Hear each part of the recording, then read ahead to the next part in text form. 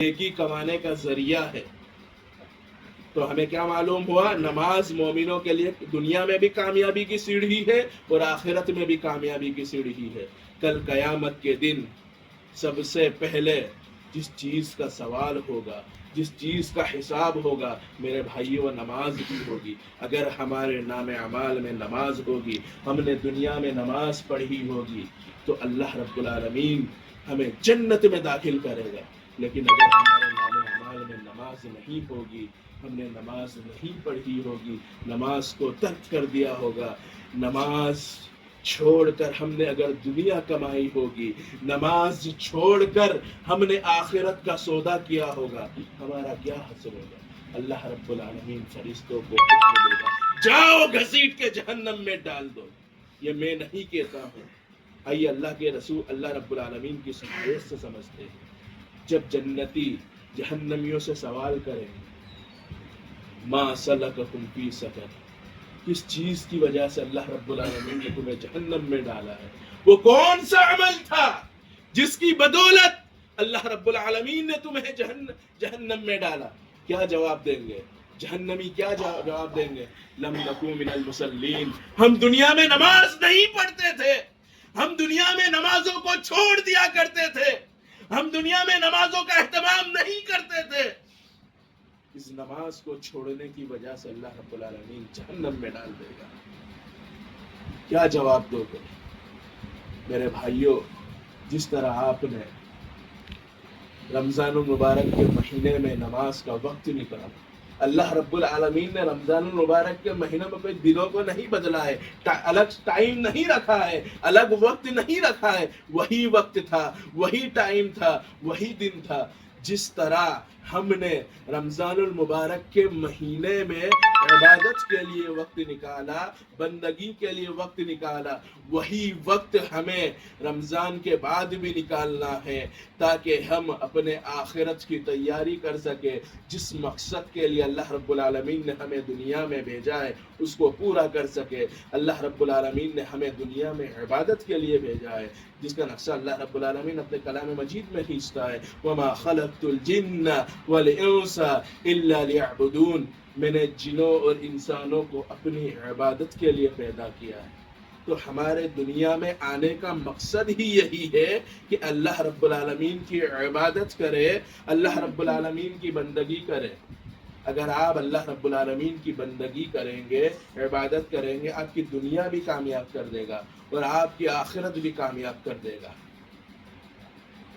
اسی طرح جس طرح ہم نے رمضان المبارک کے مہینے میں قرآن کی تلاوت کی، اگر اس کا فائدہ رمضان المبارک کے بعد بھی رہا تو کتنی بڑی فضیلت ہے۔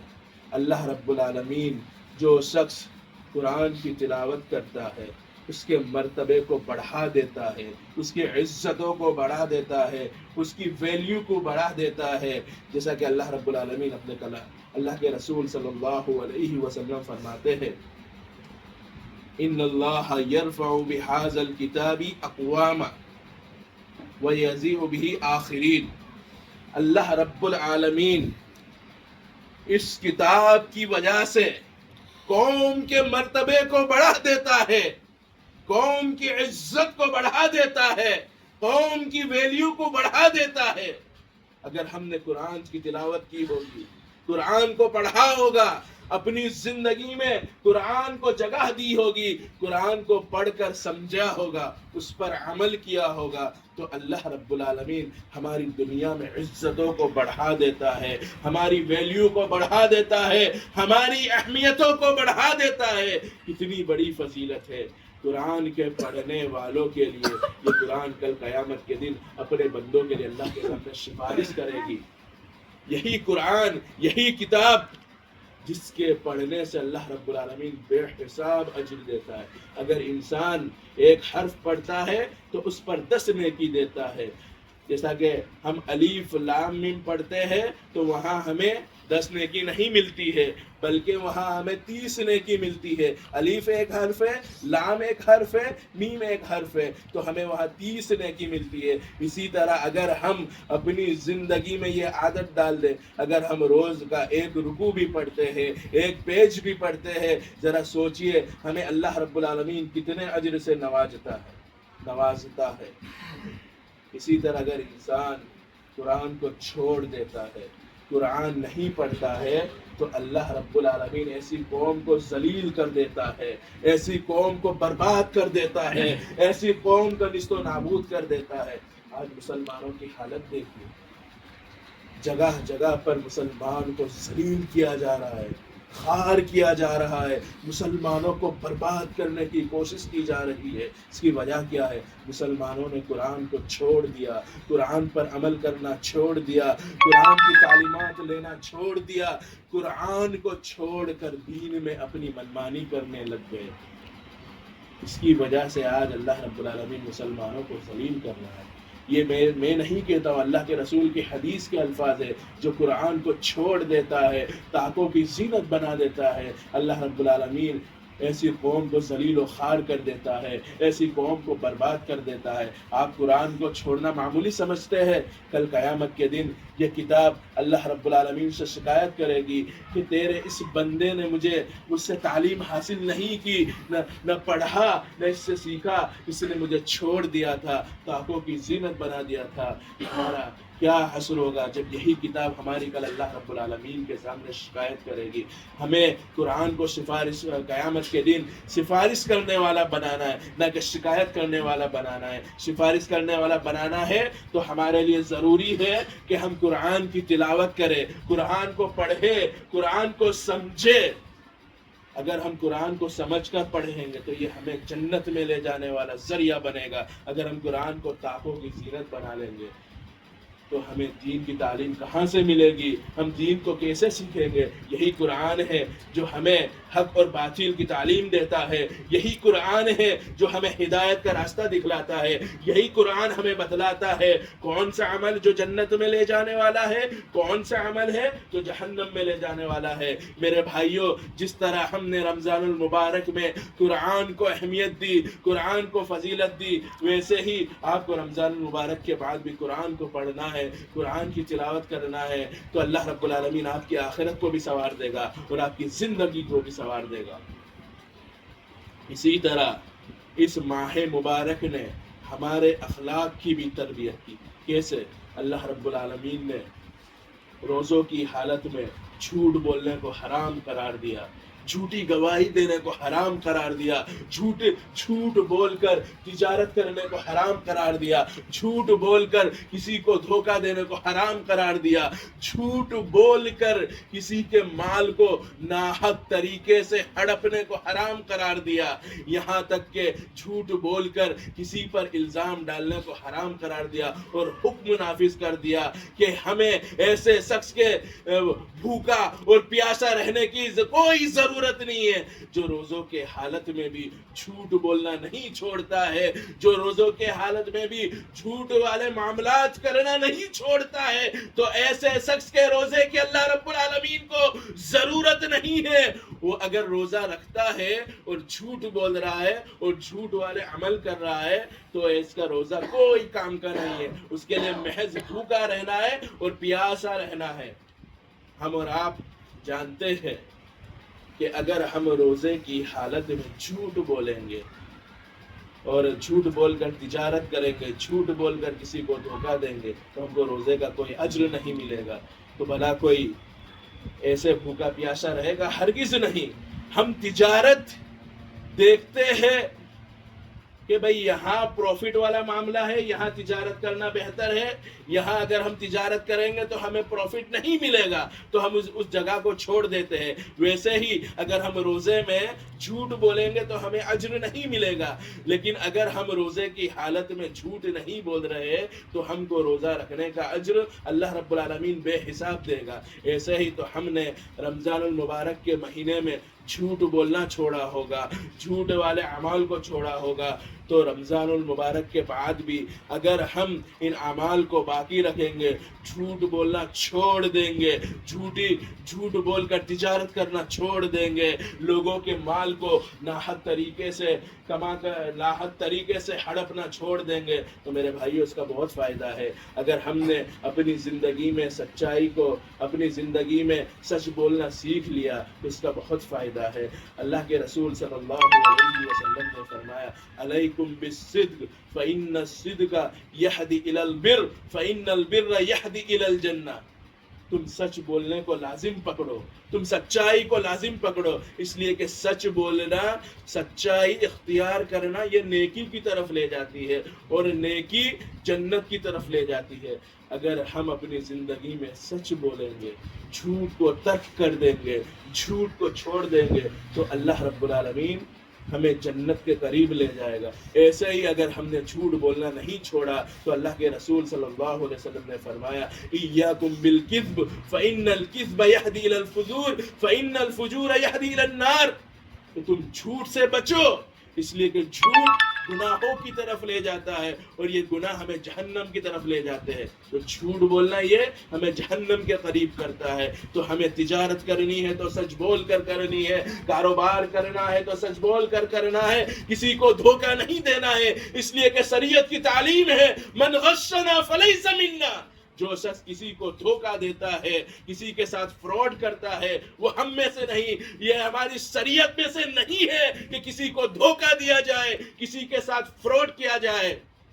آئیے ایک حدیث سناتا ہوں۔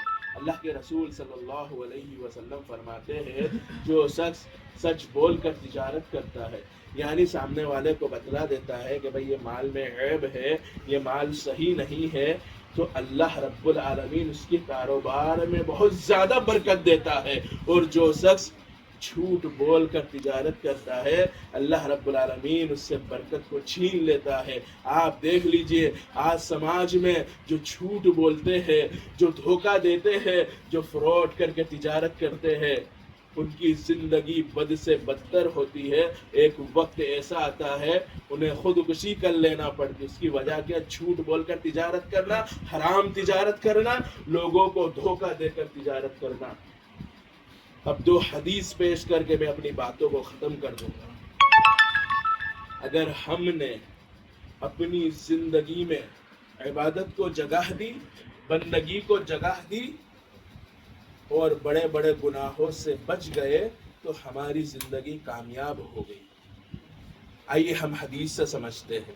اللہ کے رسول صلی اللہ علیہ وسلم فرماتے ہیں جو شخص 5 وقتوں کی نماز پڑھتا ہے اور ان کے درمیان جو گناہ ہوتے ہیں اللہ رب العالمین اس کو معاف کر دیتا ہے۔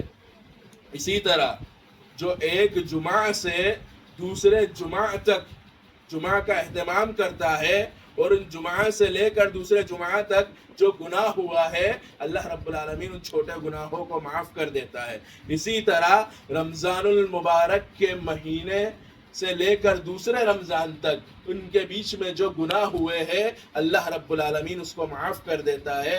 اور اسی حدیث کے آخر میں اللہ کے رسول فرماتے ہیں کہ محض ہمیں بڑے گناہوں سے بچنا ہے۔ بڑے گناہ کیا ہے؟ ہمیں نماز نہیں چھوڑنی ہے، ہمیں روزہ رکھنا نہیں چھوڑنا ہے، ہمیں اگر ہم زکوٰۃ کی استطاعت رکھتے ہیں تو ہمیں زکوٰۃ دینی ہے۔ اسی طرح ہمیں زنا سے بچنا ہے، جھوٹ سے بچنا ہے، حرام کاروبار سے بچنا ہے، لوگوں کی عیب جوئی کرنے سے بچنا ہے، حسد سے بچنا ہے۔ اگر ہم گناہ کبیرہ سے بچ گئے تو ہمارے نام اعمال میں کوئی گناہ باقی ہی نہیں رہے گا، اور گناہ کے خاتمے کی وجہ سے اللہ رب العالمین ہماری زندگی کو بھی کامیاب کر دے گا اور ہماری آخرت کو بھی کامیاب کر دے گا۔ کیا ہے؟ ہمیں 5 وقت نماز کا اہتمام کرنا ہے، رمضان المبارک کے مہینے میں روزے رکھنا ہے، تو اور اسی طرح جمعہ کا اہتمام کرنا ہے۔ اسی طرح ایک رمضان سے لے کر دوسرے رمضان تک اگر ہم رمضان آ رہا ہے اس میں عبادتیں کر رہے ہیں تو اللہ رب العالمین ہمارے چھوٹے گناہوں کو معاف کر دیتا ہے۔ اسی طرح ایک حدیث ہے، ایک صحابی اللہ کے رسول صلی اللہ علیہ وسلم سے آ کر پوچھتے ہیں اگر میں فرض نماز پڑھتا ہوں رمضان المبارک کے مہینے میں روزے رکھتا ہوں، حلال اور حرام میں تمیز کرتا ہوں، یعنی اللہ رب العالمین نے جن چیزوں کو حلال کیا ہے اسی کو اپنی زندگی میں جگہ دیتا ہوں، اور جن چیزوں کو حرام کیا اس کو چھوڑ دیتا ہوں، کیا میں جنت میں داخل ہو جاؤں گا؟ اللہ کے رسول نے کہا ہاں، جنت میں جانا کتنا آسان ہے۔ اللہ کے رسول نے کیا کہا؟ جو تم پر اللہ رب العالمین نے فرض کیا ہے اس کو لازم پکڑو۔ اس حدیث سے کیا معلوم ہوتا ہے؟ اللہ رب العالمین نے 5 وقتہ نماز ہم پر فرض کی ہے تو 5 وقتہ نماز کو ہماری زندگی میں جگہ دینا ہے، اسی طرح روزے رکھنا ہے، اسی طرح جن چیزوں کا اللہ رب العالمین نے حرام کر دیا ہے اسے چھوڑ دینا ہے، اور جن چیزوں کو اللہ رب العالمین نے حلال کیا ہے اس کو اپنی زندگی میں جگہ دینا ہے۔ ہم اور آپ اس بات سے واقف ہے کہ کون سا عمل حلال ہے اور کون سا عمل حرام ہے، تو ان چیزوں کو ہمیں چھوڑ دینا ہے۔ تو اللہ کے رسول صلی اللہ علیہ وسلم نے جنت کی بشارت دی ہے۔ ہاں، اگر انسان فرض عبادت اور واجبات کو اپنی زندگی میں جگہ دیتا ہے، حلال اور حرام کو چھوڑ دیتا ہے، تو اللہ کے رسول صلی اللہ علیہ وسلم نے کہا کہ وہ آسانی سے جنت میں چلا جائے گا۔ اسی طرح اگر انسان اپنے اخلاق کی اصلاح کرتا ہے تو اللہ رب العالمین اس کی وجہ سے اس کی دنیا بھی بہتر بنا دیتا ہے اور آخرت بھی بہتر بنا دیتا ہے، اور دنیا میں اس کے مقام کو بڑھا دیتا ہے، اس کی عزتوں کو بڑھا دیتا ہے، اس کی ویلیو کو بڑھا دیتا ہے۔ لیکن اگر ہم نے لوگوں کا مال کھانا نہیں چھوڑا، اپنی زبان کی اصلاح نہیں کی،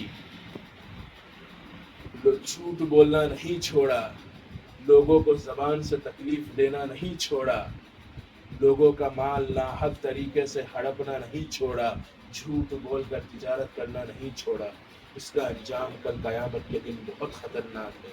آئیے حدیث سے پوچھتے ہیں۔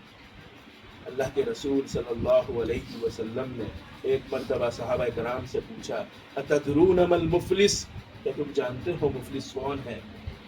صحابہ کرام نے فرمایا کہ مفلس وہ ہے جس کے پاس دینار اور درہم نہیں ہے، یعنی مال و دولت نہیں ہے۔ اللہ کے رسول صلی اللہ علیہ وسلم فرماتے ہیں، المفلس فی امتنا یأتی یوم القیامت بصلاۃ وصیام وزکاۃ، میری امت کا مفلس وہ ہے جو قیامت کے دن نماز لے کر آئے گا، روزے لے کر آئے گا، زکوٰۃ لے کر آئے گا۔ ایک آدمی آئے گا، شکایت کرے گا، اللہ رب العالمین اس نے مجھے دنیا میں گالی دی تھی، مجھ پر الزام تراشا تھا، میرا مال ناحق طریقے سے ہڑکا تھا، میرا مال ناحق طریقے سے ہڑپا تھا، میرا ناحق طریقے سے خون کیا تھا، مجھے مارا تھا۔ اللہ رب العالمین ظالم کی نیکیوں کو لے کر مظلوم پر ڈال دے گا۔ جب ظالم کی نیکیاں بھی ختم ہو جائے گی تو جو مظلوم ہے، جس پر ظلم کیا گیا تھا، اس کے گناہوں کو لے کر مظلوم پر ڈال دیے جائیں گے، اور فرشتوں کو حکم دیا جائے گا، جاؤ گھسیٹ کے اسے جہنم میں ڈال دو۔ میرے بھائیوں، یہ زبان، یہ دل ہماری عبادتوں کو برباد کر دیتی ہے۔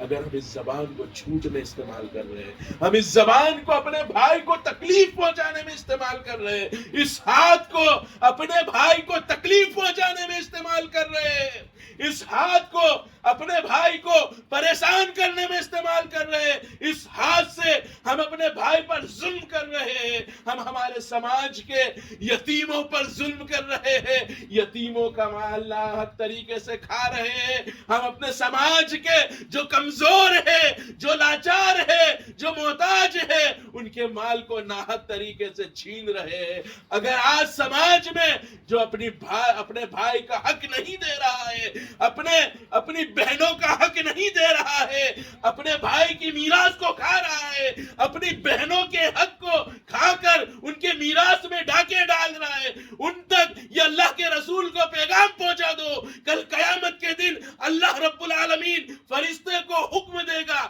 جاؤ گھسیٹ کے جہنم میں ڈال دو۔ کیا جواب دو گے؟ عبادت برباد ہو جائے گی، نمازیں برباد ہو جائے گی، آپ کے روزے برباد ہو جائیں گے، آپ کی زکاتیں برباد ہو جائے گی۔ اگر کسی پر ظلم کیا ہوگا، کسی کو تکلیف دی ہوگی، کسی کا مال ناحق طریقے سے کھایا ہوگا، آپ کی عبادت کام نہیں آئے گی. اللہ رب العالمین حکم دے دے گا جاؤ گھسیٹ کے جہنم میں ڈال دو.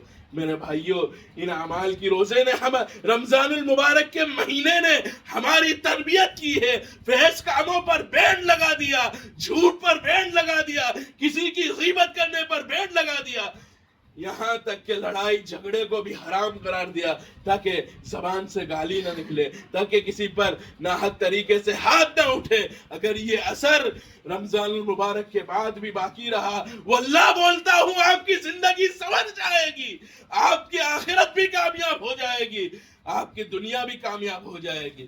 اس لیے کہ اللہ رب العالمین کا وعدہ ہے کہ جو شریعت کے مطابق اپنی زندگی گزارتا ہے تو اللہ رب العالمین دنیا میں اس کو سکون دیتا ہے, چین دیتا ہے, اور آخرت میں اس کو جنت دے گا. اخیر میں اللہ رب